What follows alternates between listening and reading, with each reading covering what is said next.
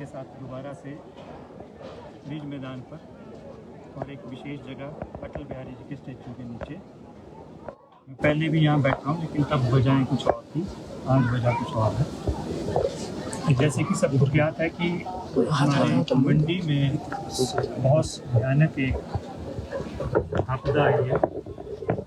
शिमला में बैठकर नहीं सोच सकते कि वो कितनी भयानक है, लेकिन अपने आप में भयानक है। अगर आप वहाँ पर जाएंगे तो पता चलेगा कि वहाँ एक्चुअली हुआ क्या है। और हुआ भी ऐसा है कि वहाँ मदद की ज़रूरत है। हमने भी जब मदद भेजी 6 जुलाई को, आपदा के 5 दिन के बाद, तब स्थिति पता चली कि वहाँ पर क्या हुआ।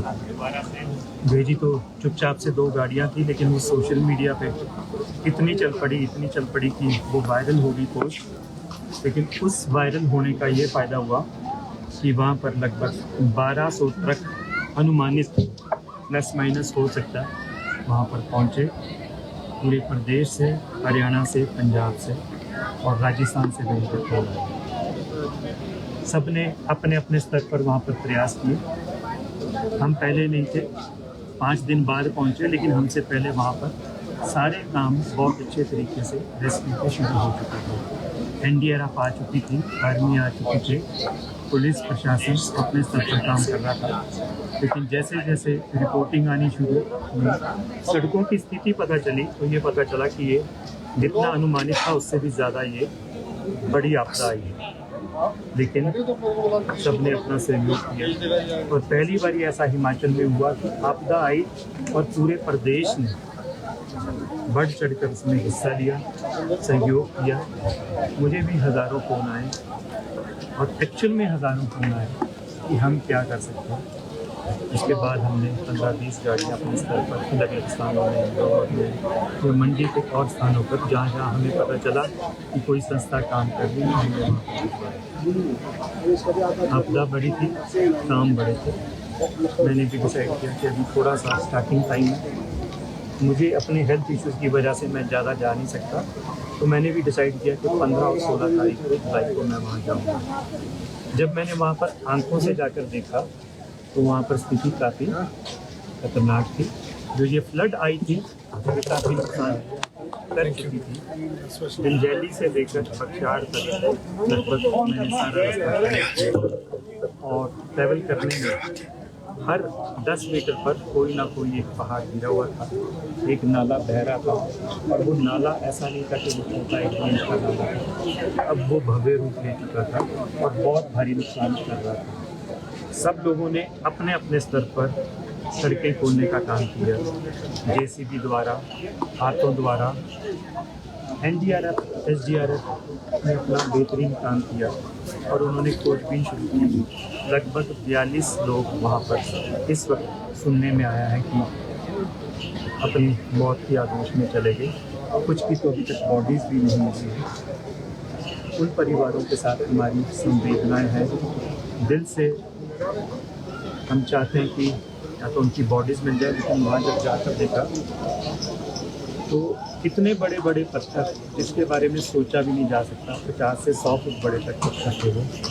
और जो मैं बख्तियार में निकला तो उसके बाद वो सीन शुरू हो गए। खुनार का एक पुल है और मेरे अनुमान के अनुसार वो 70 फुट तक वहाँ पर पानी राइज हुआ। और गांव का तो आप सोच ही सकते हैं वहाँ कितना नुकसान हुआ। प्रशासन पहुंचा, बड़े बड़े मंत्री पहुंचे, मुख्यमंत्री जी भी पहुंचे। और दुर्भाग्य से ये जगह जो थी हमारे पूर्व मुख्यमंत्री जयराम ठाकुर जी का एरिया था, तो वहाँ से इलेक्ट होकर आते थे। और चुनाव में उन्होंने मिलनी सेट किए और ना जाने कितनी सारी डेवलपमेंट के प्रोजेक्ट चलाए हुए थे अपनी पिछली सरकार में। और वहाँ पर उन्होंने अपना बहुत कीमती समय, बहुत टाइम देकर उस एरिया को डेवलप किया था, सड़कों के रूप में, हेलीपैड के रूप में, और सारी जगह बहुत ज़्यादा नुकसान हुआ। लेकिन जब मैंने वहाँ पर जाकर देखा तो मुझे लगा कि अब टाइम है कि जयराम ठाकुर जी के साथ खड़े होकर उनके साथ बातचीत की जाए। तो 14 तारीख को जब मैं शिमला से निकला, रास्ते में मुझे पता चला कि वो मंडी रेस्ट हाउस में रात को पहुँच रहे हैं चुनाव से वो वापस आ रहे थे, क्योंकि 15 तारीख को उन्होंने शिमला आना था। तो मैंने उनसे मीटिंग की, उनसे संवेदनाएं व्यक्त की और उनको पूरा हौसला दिया कि अब हम आपके साथ हैं। मैं 2 दिन का दौरा करूँगा और उसके बाद जो भी हमारी संस्था की ओर से एक रिलीफ पैकेज चुनाव के लिए, सिराज के लिए दिया जाएगा, वो मैं आपसे डिस्कस करूँगा। हमारी संस्था बहुत छोटी संस्था है, 11 साल हो गए हमें।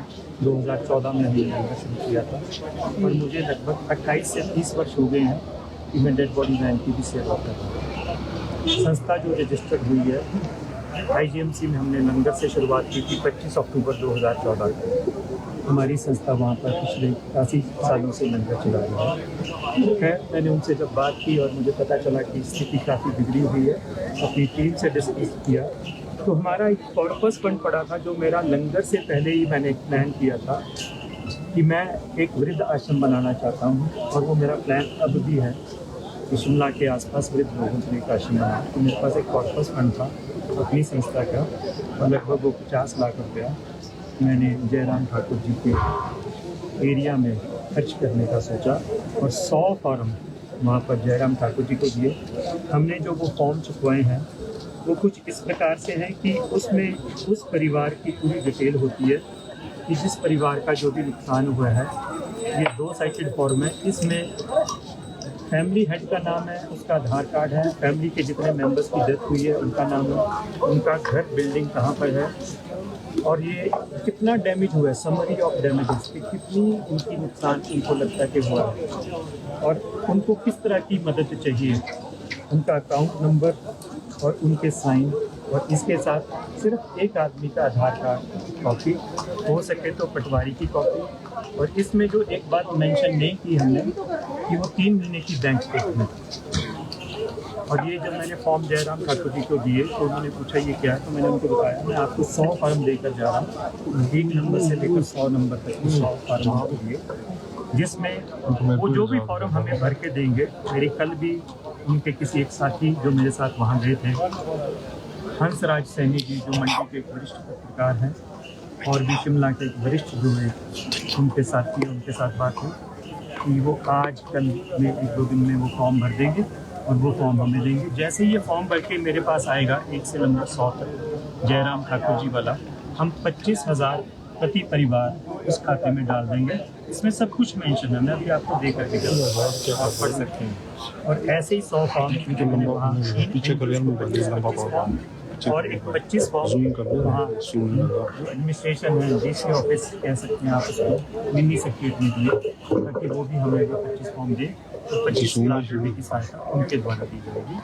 क्योंकि मैंने DC मंडी से भी बात की, उनको देवगंज से, वो कहते हैं अभी बहुत जल्दबाजी है कि हम कुछ आपको एकदम से आंकड़ा दे दें, सारे काम कर रहे हैं। इसके साथ साथ मैंने वहाँ पर एक वादा किया, लेकिन ऐसा कोई वादा नहीं है कि मैंने कोई झूठा वादा किया। मैंने एक वादा किया कि अगर भगवान चाहेगा मैं यहाँ से 500 फॉर्म छपवा कर लेकर गया हूँ और प्रयास शुरू कर दिए।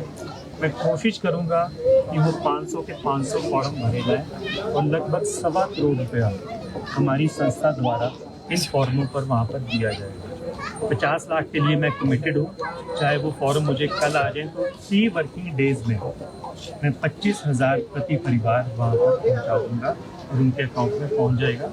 उसका रिकॉर्ड भी अगली आपकी प्रेस मीट जब भी होगी आपको फॉर्म्स के साथ और बैंक स्टेटमेंट के साथ होगा। ऐसा नहीं है कि मैंने कुछ बात बोली है, क्योंकि हम कमिटेड हैं।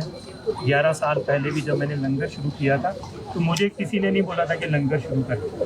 28 साल पहले भी जब मैंने डेड बॉडी वैन शुरू की थी तो किसी ने नहीं बोला कि यहाँ डेड बॉडी वैन की ज़रूरत है। आज भी हम डेड बॉडी वैन चला रहे हैं, एम्बुलेंस सर्विस दे रहे हैं और फ्री में दे रहे हैं। कोई भी पैसे चार्जेस हम किसी भी चीज़ के नहीं देते। ऑक्सीजन कंसनट्रेटर्स भी देते हैं, ऑक्सीजन सिलेंडर्स भी देते हैं, लेकिन उसके लिए हम कमिटेड है। किसी ने नहीं बोला कि आप करो ये काम, ये स्वेच्छा से काम किए जाते हैं। हमारी संस्था स्वेच्छा से ये काम करे। आज मैं आपके साथ 2 चीज़ें शेयर कर रहा हूँ। एक तो ये फॉर्म है जो मैंने वहाँ इशू किए, एक ये मेरे अकाउंट नंबर है। जो बाकी के 75 लाख हैं वो कैसे इकट्ठे किए जाएं और इन फॉर्मों के माध्यम से उन परिवारों तक कैसे पहुंचाया जाए। इसमें मेरे 2 बैंक के अकाउंट नंबर हैं, एक पंजाब नेशनल बैंक, एक IDBI और एक स्कैनर।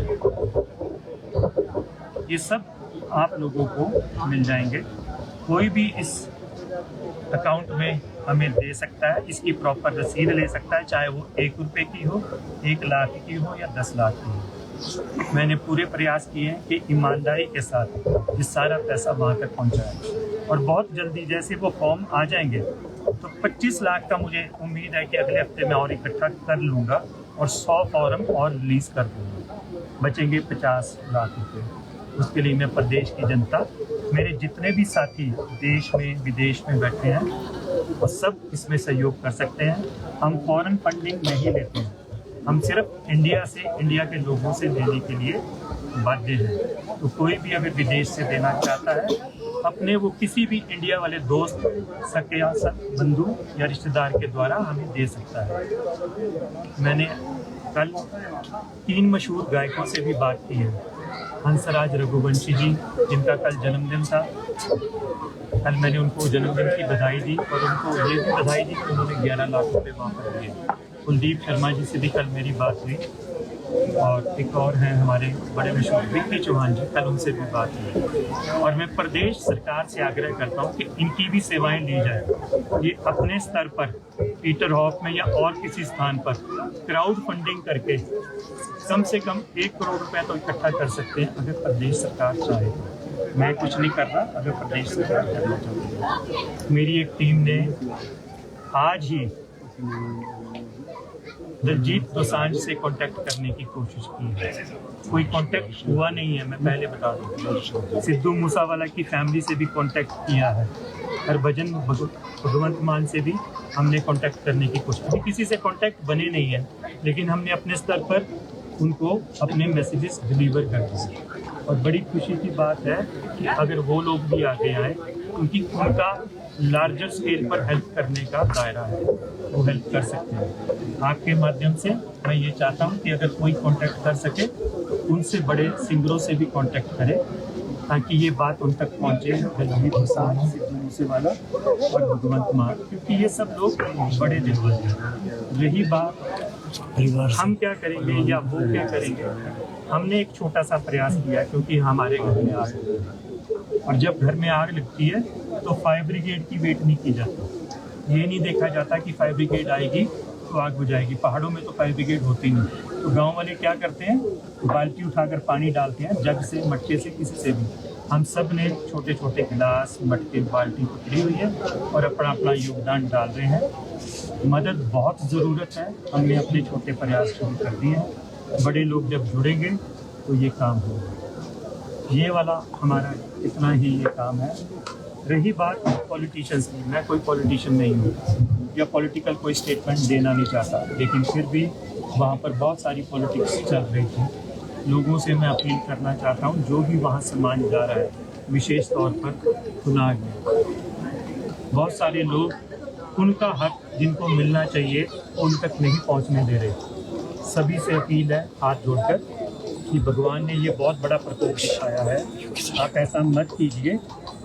आप सब पढ़े लिखे लोग हैं, लोग यहाँ से मदद करके किसी से 10 किलो आटा, 5 किलो दाल, एक गद्दा, रजाई, बाल्टी, जूता, चप्पल आपके लिए इकट्ठा करके भेज रहे हैं, लेकिन आपदा प्रभावितों तक कुछ चीज़ें नहीं पहुँच पा रही। जैसे ही कुछ जगह पर वो चीज़ें पहुँचती है तो एक गुट सक्रिय हो जाता है और उन चीज़ों को दोबारा से इकट्ठा कर रहा है और अपने घरों में भर रहा है। तो प्लीज़ उन तक पहुँचाए जहाँ पर सड़कें नहीं है। किसी जगह वहाँ पर 2 घंटे चलना पड़ता है, किसी जगह वहाँ पर 4 घंटे चलना पड़ता है। तो आप प्लीज़ वो वाली सारी चीज़ें उन तक पहुँचाने की कृपालता करें। भगवान दोबारा से प्रचंड ना हो, अभी हो गया, दोबारा प्रचंड ना हो, क्योंकि ये बहुत बड़ी आपदा है। जब मैं जंजैली तक गया तो देखने में मिला कि सड़क पर अगर इतना नुकसान हुआ है तो गांव पर कितना नुकसान हुआ होगा। बाकी अगर झील हो करने की तो किसी भी कैबिनेट की ज़रूरत नहीं पड़ती, आप खुद भी कर सकते हैं। सेलिब्रिटीज़ आते हैं और कुछ उल्टी बयानबाजी कर जाते हैं। तो मैंने उस अपनी बहन के लिए भी हाथ जोड़कर रिक्वेस्ट करता हूँ, भले मेरी बहन तेरे पास कोई कैबिनेट नहीं है, पाँव है, दिमाग है और बहुत बड़ा एक तेरे पास सेक्शन है जो तेरी मदद कर सकता है, जब तेरे को वहाँ से जिताकर भेजा गया था तो ये बोलकर भेजा गया था तू हिमाचल की बेटी है और हिमाचल की बेटी का तूने फर्ज नहीं निभाया और ये सारा प्रदेश देख रहा है। अभी भी वक्त है बहन, तू थोड़ा सा उन लोगों के प्रति अपना योगदान दे दे। और मैं बार बार उस बहन को ये हाथ जोड़कर बेनती करता हूँ, अगर लोगों ने तुझे प्यार दिया है, अपनी बेटी समझ के जिताया, तो इसी माँ बाप को अपनी बेटी को सुधारना भी आता है। और वो जब सुधारने पे आएंगे तो बहुत कष्ट होगा, बहुत तकलीफ होगी। अगर तू बहन कुछ भी नहीं कर सकती तो कम से कम उल्टी सीधी बयानबाजी वहाँ पर मत कर। लोगों की भावनाएं आहत होती हैं, लेकिन अगर तू चाहती है, तहे दिल से चाहती है कि तू उनकी मदद करना चाहती है, तो मेरे साथ चल, तेरे को मैं दरबार साहब लेके चलता हूँ। जो भी आज तक हुआ उसके लिए तू वहाँ पर चलकर अरदास कर, और मैं तुझे गारंटी देता हूँ कि वहाँ से 10-20 करोड़ रुपया लेकर ही वापस आएगी। इसके बगैर तू वापस नहीं आएगी। पंजाबियों का दिल बहुत बड़ा है, तेरे वास्ते भी बड़ा रखेंगे। और हिमाचल में अगर तू गांव-गांव शहर में जाकर भी मांगेगी तो तू इतनी हैसियत अभी भी रखती है कि तू 10, 20, 50 करोड़ इकट्ठा कर सकती है। अगर क्राउड फंडिंग करके या कोई शो करके कर सकती है। अगर तेरा छोटा भाई कर सकता है तो तू भी कर सकती है। लेकिन बेफजूल की कोई भी ऐसी बयानबाजी ना करना कि दोबारा से किसी और से कोई और गुस्ताखी हो जाए। पहले गुस्ताखी हो चुकी है, तो अब वहाँ पर कुछ काम करने के लिए आ जा। और मोदी जी से भी मैंने रिक्वेस्ट की है कि अगर वो काम करने के लिए या वो इच्छुक नहीं है, रोज़ अलग अलग चैनल्स के माध्यम से पता चल रहा है कि वो अलग अलग तरीके के बयान दे रही है कि 60-70 दिन काम करना था, मुझे कैबिनेट नहीं है। तो प्लीज़ मोदी जी उसका इस्तीफा ले लो और नॉमिनेट करके कोई एमपी भेज दो, ताकि वहाँ पर अच्छे से काम हो सके। और जो एमपी फंड का पैसा वो कम से कम उस प्रशासन को मिल जाए, ताकि अभी जो फौरी राहत है वो 5,000 रुपये बहुत थोड़ी है। काफ़ी लोगों को बहुत बड़ी राहत की अपेक्षा है। सर्दियाँ आने वाली हैं और वहाँ पर बड़ी ठंड होती है। आप सभी उसमें अपना सहयोग दें। हमारी संस्था का स्कैनर अकाउंट नंबर मैं शेयर कर दूंगा। किसी ने भी मुझसे लेना तो मेरा बहुत इजी सा नंबर है 94 180 61,000 9418 6100। व्हाट्सएप मैसेज करके मुझसे स्कैनर और अकाउंट नंबर ले सकता है। उसकी बाकायदा रसीद मिलेगी और जो भी मदद पहुंचाई जाएगी उसकी बाकायदा ये जो हमने फॉर्म छपवाए हैं उसका भी रिकॉर्ड मिलेगा कि मदद कहाँ तक पहुँची। सभी का बहुत बहुत धन्यवाद।